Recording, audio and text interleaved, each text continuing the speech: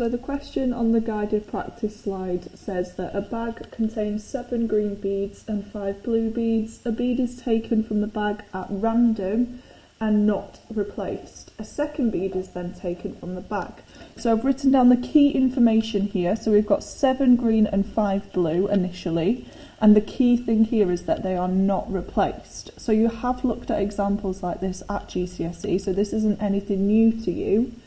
The only thing that is new is that we'll be applying our conditions for mutually exclusive and independent events in the purposeful practice.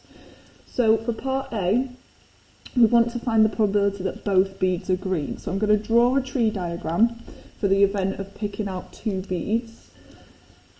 So the first time we pick out a bead from the bag, we can either get a green bead or a blue bead. The probability of getting a green bead is going to be 7 out of 12. So the numerator is 7 because that's how many green beads we've got, and the denominator is 12 because 7 add 5 is 12, so the total amount of beads is 12. And the probability of getting a blue bead on that first go is 5 out of 12. Now on the second go, our denominator is going to change. So these beads are not replaced, so that means after that first time that you've taken out a bead, we've now only got 11 beads left. So if we took out a green bead first, then the second time we take out a bead, there'll be 1 less green bead in the bag.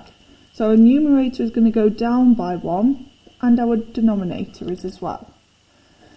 The probability of getting a blue bead, well, we've only taken out 1 green bead, so the amount of blue beads is exactly the same. So that is 5 out of 11. On the other side of the tree diagram, if our first choice was blue and our second choice was blue, again, we're going to have 1 less blue bead that second time, which means we have 1 less bead altogether. So both the numerator and the denominator decrease by 1. If we got a blue first and then a green, the amount of greens are the same as the beginning. So we've got 7 green beads, but our total beads is 11 because we've taken out 1 blue bead. So for part A, the probability of getting a green and then another green, we're going to multiply those probabilities together. So 7 over 12 multiplied by 6 over 11, which will simplify to 7 over 22. For part B, we're looking for the probability that the beads are different colours. So the probability that the beads are different colours, that is equal to the probability of getting a green and a blue plus the probability of getting a blue and a green. So it's either this happens or that happens. So we're going to add those probabilities together. So we've got, for green and blue, we're going to do 7 over 12. And then multiply it by 5 over 11.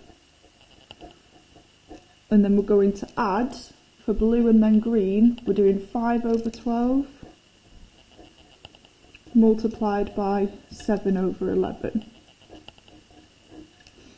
Now you can just input that into your calculator and you should get a simplified fraction of 35 over 66.